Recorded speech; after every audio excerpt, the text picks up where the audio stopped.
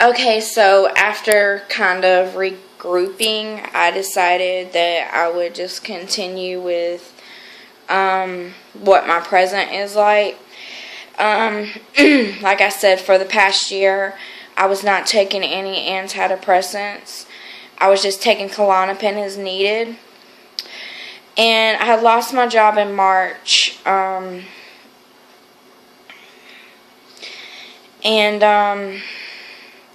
As the rough patches with Dean that I mentioned, we have broke up a couple times. And they were long periods of times. And I think now we're at a point where we're good. It was never that, it was abusive or cheating or anything like that. We just had, differences. And I think that I was, his first, true love. And I think it was just him being scared. So now, we've been living together. We've lived together, 3 times. And we've been together 7 years, just about, or 6 years now. So, and we have been on and off since, in between those. But now we got back together last November, and it's coming, it's been a year now. And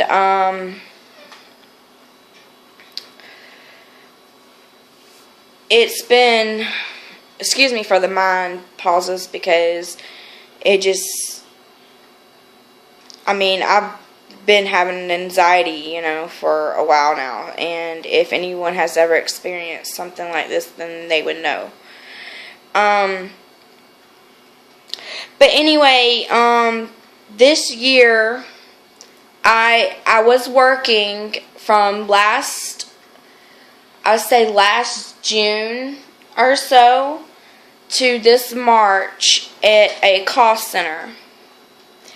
But I had went to school to be a medical assistant, and I did graduate. So I went to college and I graduated, but I couldn't find a job. And I went to Virginia College, and they basically told me that, I was pretty much guaranteed a job. They made it seem it was just too good to be true kind of college. And I know some people have had success, including, my cousin, in getting a job, but a lot of people I know have not had success. Medical assisting is it's a hard thing, because it's word of mouth in doctors' offices and stuff.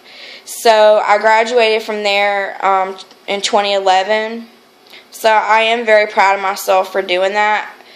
But I think not being able to find a job in that had depressed me somewhat too, to a certain degree. And this year, and from last year,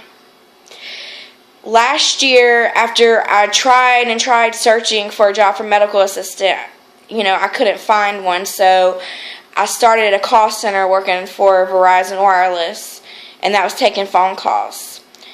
And I worked there until March of this year. And my daughter, there just wasn't a lot of help with, my schedule. And if she was sick, there was nobody to watch her or anything.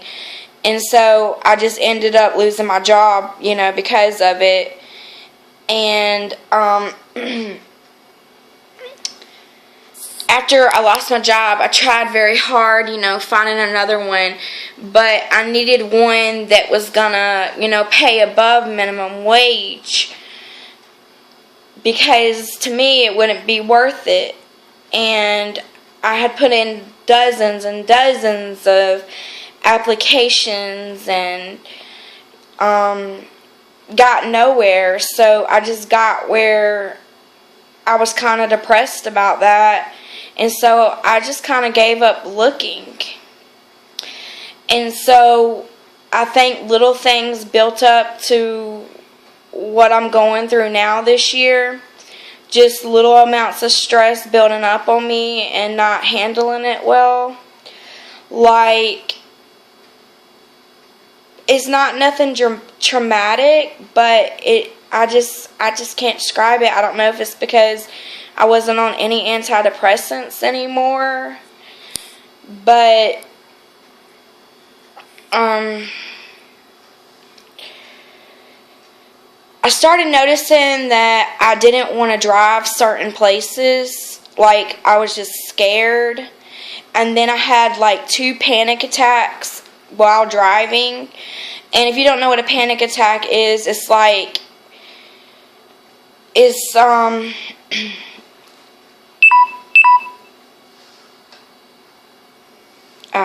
that's just letting me know my camera's gonna go dead. But it's like, it's like a wave of impending doom, like a dreadful feeling coming over you. Your heart starts racing so bad that you think you're having a heart attack.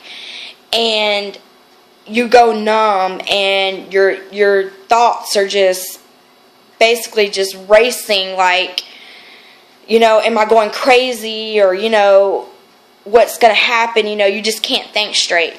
So I believe a couple of, of that, led to what I'm going through now. Also, I've been having, like, problems female-wise, like, thinking that I've been trying to figure out for a while now, but it's hard to diagnose endometriosis.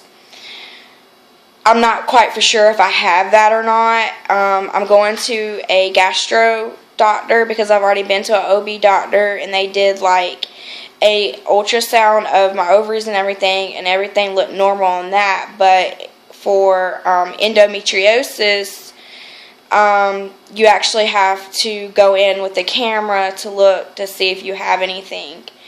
And so I kept feeling pain from that, and like with my cycles, I would get really bad anxiety and just a lot of pain, and I think, and just general life got in the way with me, and I just don't think staying at home, all the time, my fiance was on night shift, and let me see if I can find my thing, because I don't want this to go dead. So I'm gonna have to walk and go to where it's plugged in, because I don't want to lose this. So just give me 1 second.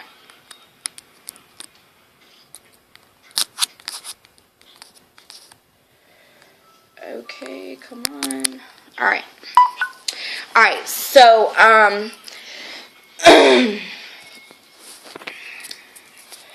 alright, so where did I leave off? Like I said, I think general life got in the way, staying at home, not having a lot of activity. My fiance, he has slow periods at the beginning of the year and stuff, because he works for a print and press. But towards the middle to the end of the year, he works constantly. I mean, almost nonstop. He barely gets a day off. So I was getting depressed about that, and just being alone all the time. My daughter being at school, and him sleeping all day because he has to work 12 hours a night.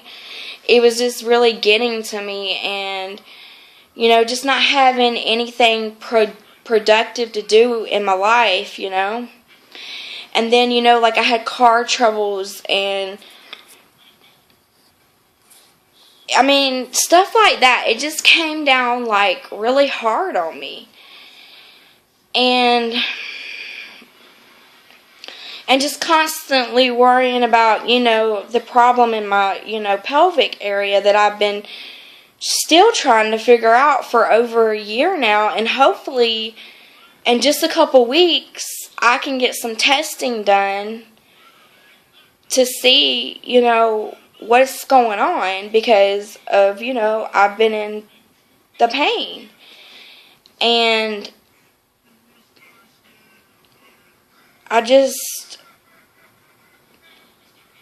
so about 2 weeks ago, it was around I know this is personal, but I'm just saying it.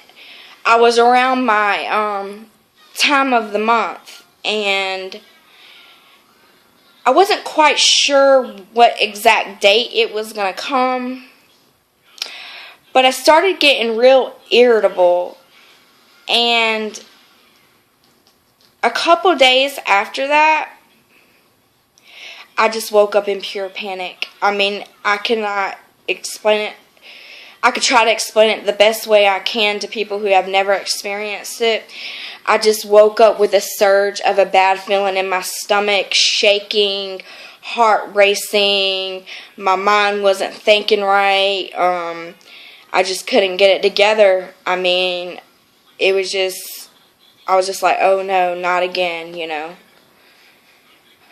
It's been 6-7 years since, you know, I've had it this severe. And I was just like, not again. Just please, not again. But again, yes, again.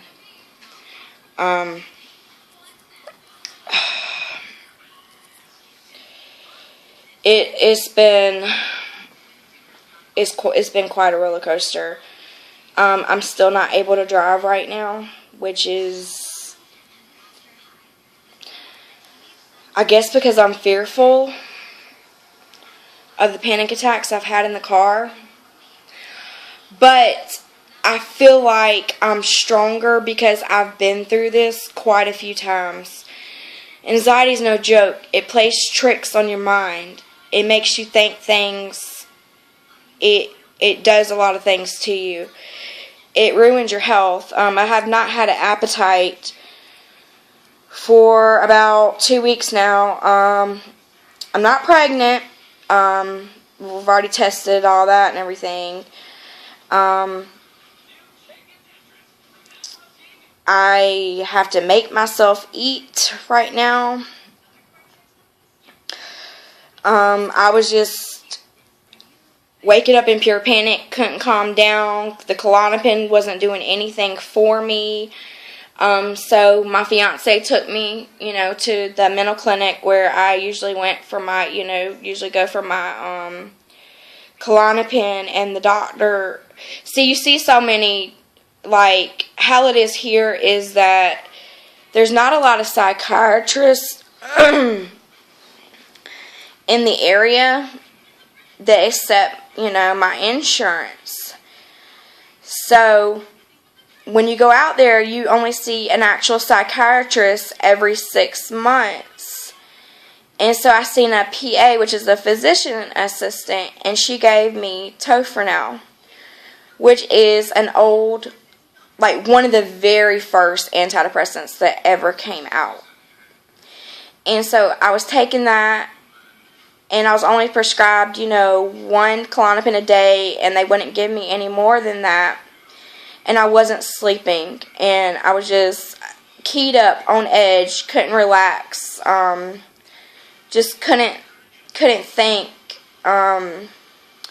just felt like I was going crazy or I was going to lose my mind. And I had it again, so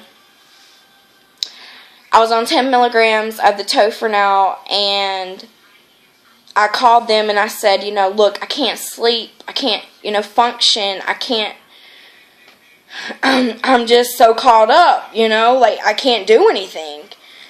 And they're like, okay, we'll go up to the 20 milligrams of the Tofranil.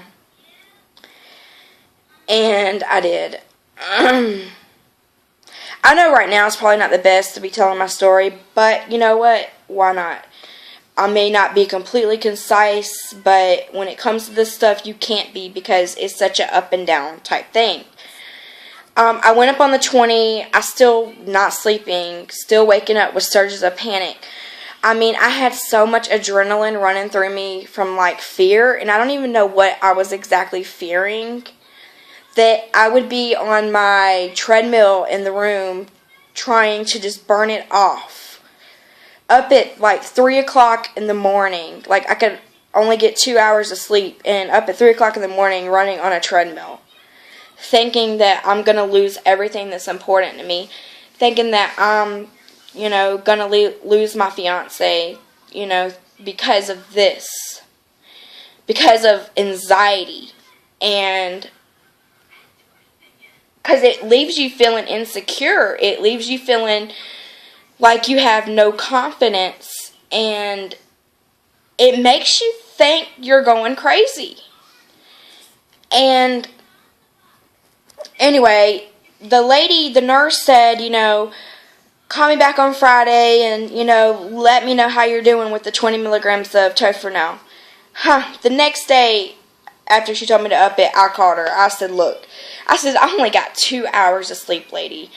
I said, I have got to see someone. I said, I have got to do something.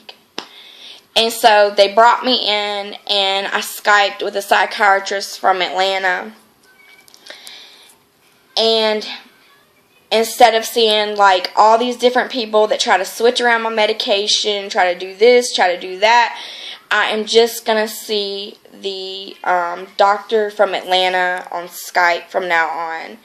And he has put me back on Paxil, 10 milligrams, and he has put me on Seroquel, which I only need a small dose.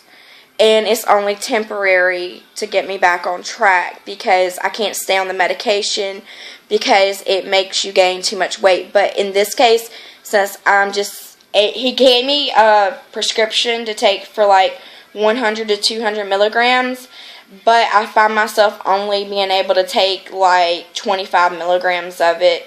And so I still have barely no appetite.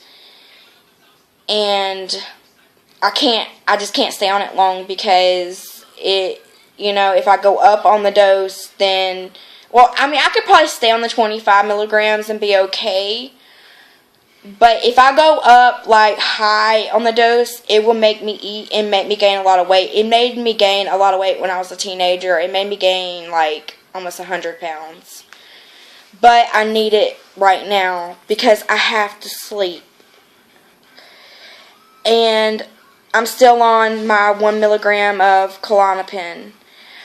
Some people don't believe in medications for solving anxiety, and I kind of think that the medications, some people have an imbalance in the brain and have to be on medications for the rest of their life. That's just my theory. This is just what I've gone through. This is just my story. Not everybody needs medication for it, but some people do, and I guess that just has to be okay. And I know this is just like so long and drawn out, but I just have to get it out there that you can go natural ways, and maybe one day I'll be able to come off this again, but without it, I cannot function, literally. And what I have found peace in is a book, and it's Dr. Claire Weeks. And I'm going to recommend anyone who is suffering from anxiety to read this book. It is the best book I've ever read in my life, and it's called Hope and Help for Your Nerves. She is an amazing, she wrote it way back, but she went through anxiety and she overcame it. And I have been leaning on her, leaning on the faith of God, leaning on Dean, leaning on my, some of my family, and, just prayer and just self-talk, self-positive. It hasn't been easy. And I'm at almost at 20 minutes, so I'm going to cut this off and I'm going to do another one so I could just break it up into portions, okay? So, okay, so I didn't break it into parts. Okay, so let me completely stop it because I just paused it.